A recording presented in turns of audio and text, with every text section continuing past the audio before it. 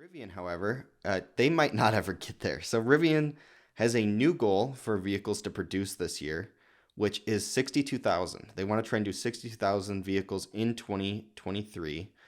That's after they released a forecast production of 50,000 vehicles, double the output last year, but below the expectations for what they would be able to do this year, being between 60,000 and 65,000 vehicles. So the 62,000 number is actually coming from within the company itself. So publicly they put out the 50K, and then they told employees that they're pretty sure they can do 62,000. But at the end of 2022, they did 24,337 vehicles, falling short of the 25,000 that they were hoping to do last year. And that's after Ford's already pulled out. I believe Ford's pulled out. And then you have a bunch of recalls that have been happening. Investors don't sound happy. They spent way more than they were supposed to. They're having a rough time. They're having a rough go around, but it's not impossible. Tesla showed it's possible. Rivian can definitely do it. It's a matter of figuring it out, which they're clearly not doing a great job of. But I could see if they're really starting to figure it out. If they felt like at the end of last year they figured out how to do this manufacturing quickly and sustainably, then I could see them hitting this number. Well, time will tell, though. It's going to be hard to see how this will go.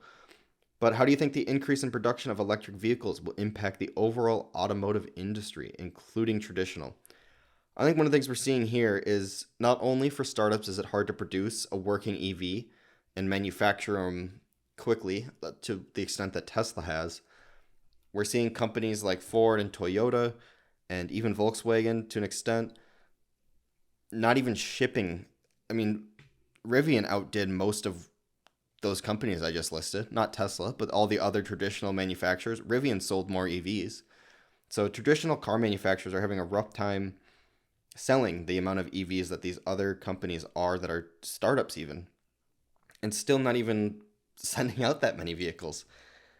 Some of those vehicles have had problems, but we've seen Rivian has already gotten a bunch of awards for being one of the strongest customer retainers and great service to people that already have their Rivians, which is good to see, as a company like Tesla, for instance, is not super great at servicing their vehicles once they're on the road. They're kind of just out there, and good luck getting parts. So it's great to see that Rivian's at least getting that end right. We just need to see them get it right on the front end, which is to be seen.